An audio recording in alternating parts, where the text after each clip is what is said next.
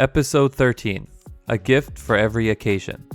Hi again, friends. This is another episode of my intermediate English podcast called CheckMark English. If this is your first time listening to me, I want to say welcome. I've designed this podcast to be fun and entertaining while helping you improve your English. I talk about all sorts of topics in a natural way, but using an easier English level. However, I try to make these episodes a bit challenging so you are always improving. Today's episode is about giving gifts and what the right convention or protocol is for different occasions. I know that giving gifts depends a lot on where you're from, so most of the experiences I bring up or talk about today will be based on my experience living in Vancouver, Canada. As always, I recommend that you read the full transcript of this episode and all other episodes on my website at checkmarkenglish.com. You can find them all there for free. Okay, let's talk about gifts. There are many different occasions where people give presents or gifts to others, but what type of gift do you give for which occasion? I want to talk about that today, but first of all, in English, the words present and gift are words that mean the same thing. They are interchangeable, so I will probably use both of them throughout this episode. Recently, my wife Caro and I went to our friend's child's birthday party. He turned 1 year old, so they invited friends to a restaurant for dinner to celebrate. Caro and I wanted to bring a gift, but we weren't sure what kind to get him, or if we were supposed to give money instead of a gift. Sometimes it can be confusing trying to decide what to give somebody for a gift, especially if they're from a different culture that you're not familiar with. In this case, I asked some of the other guests what they were getting so I wouldn't make a mistake with our gift. I know it sounds funny to be so worried about what gift to bring, but many people take it seriously, so we like to make sure we are doing the best we can. We eventually decided to meet up with a friend and bought a gift from all three of us. We went to the toy store and bought him a mini basketball hoop. It came in this really big box that was difficult to wrap, but we made it look good. This was the most recent time I brought a gift to an event, but there are many other times where giving a gift is expected. We'll get into those situations now. Let's start off by talking about weddings.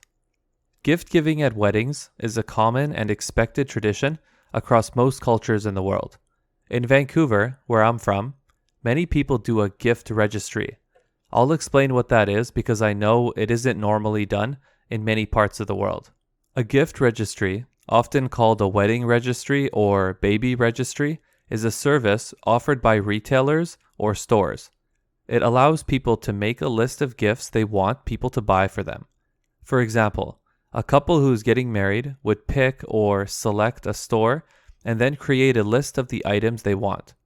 They can do this by going to the store in person or online using their website.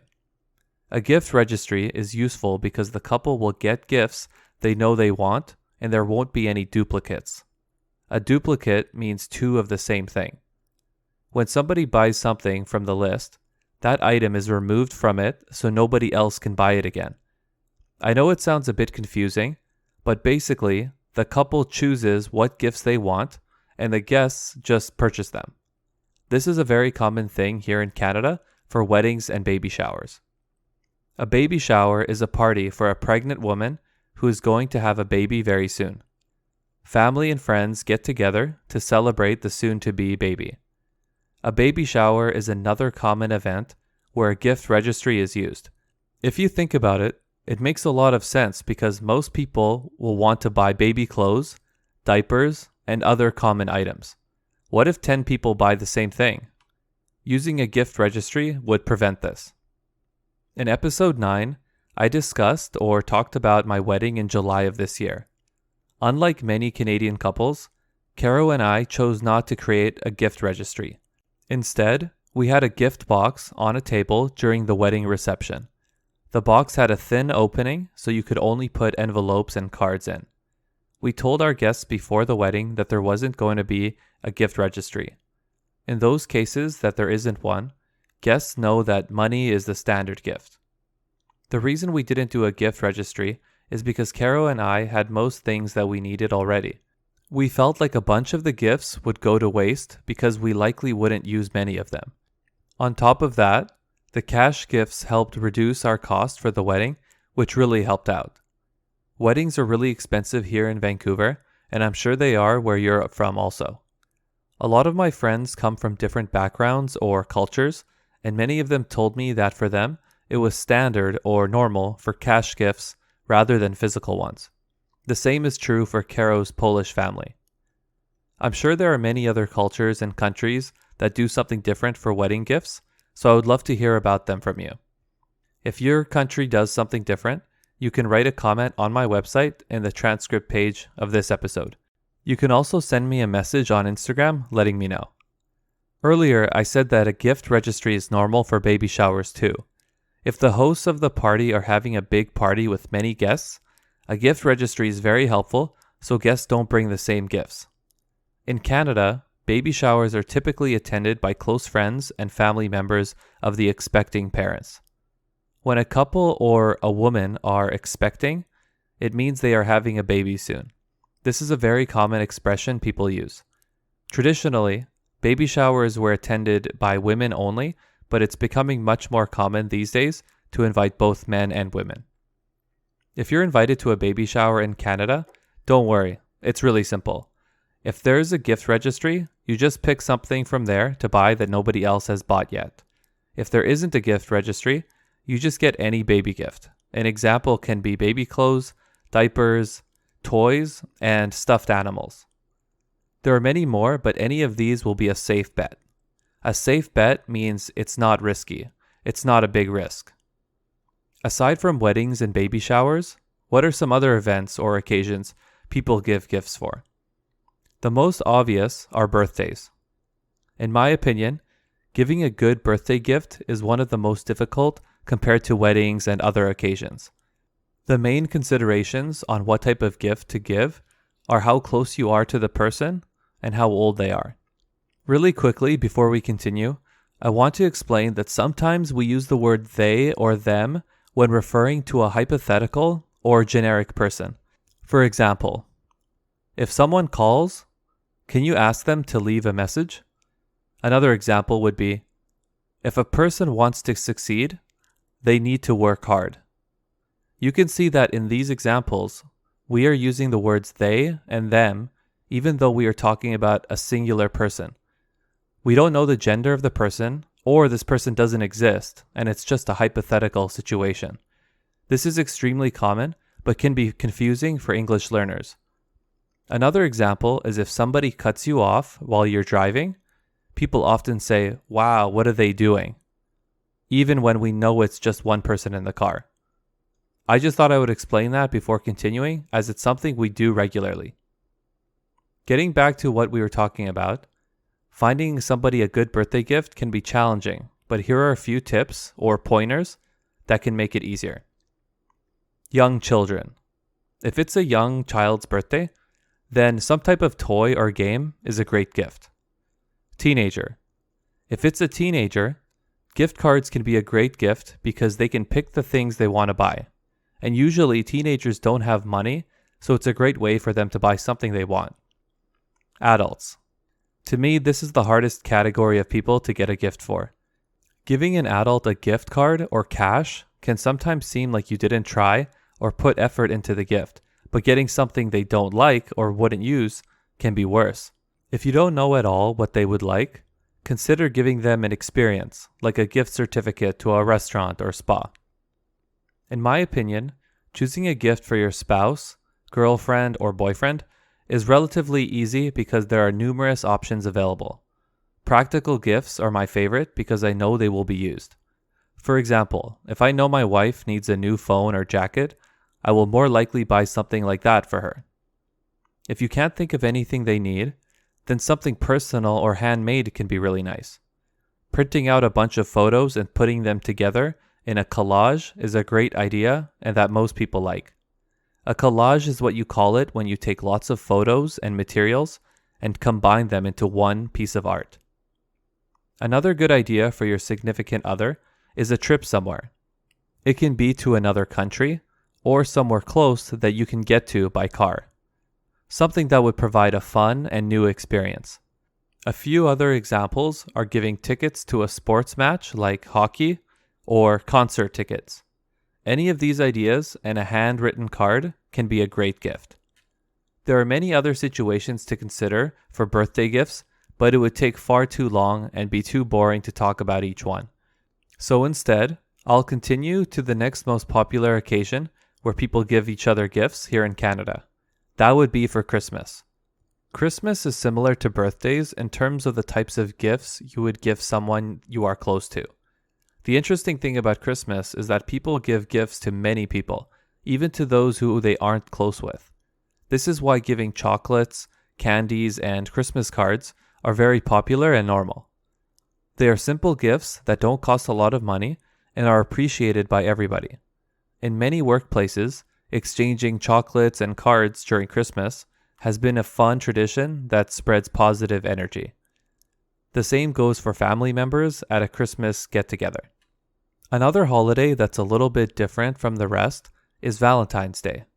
Valentine's Day is a holiday specifically for couples. Traditionally, the man will get flowers and chocolate for his spouse or girlfriend and take her out for dinner to a nice restaurant. Restaurants during Valentine's Day are the busiest of the year. You have to make a reservation in advance, or you are very likely not going to get a table. In Canada, there's Mother's Day in May and Father's Day in June. Gifts for these occasions can be taking your mom and dad out for lunch or dinner, flowers, chocolates, or something that you know they need. For my mom, I like to get her flowers and chocolates, and most of the time, that's what I decide to do. For my father, I normally get him whiskey, wine, or another type of liquor that he likes.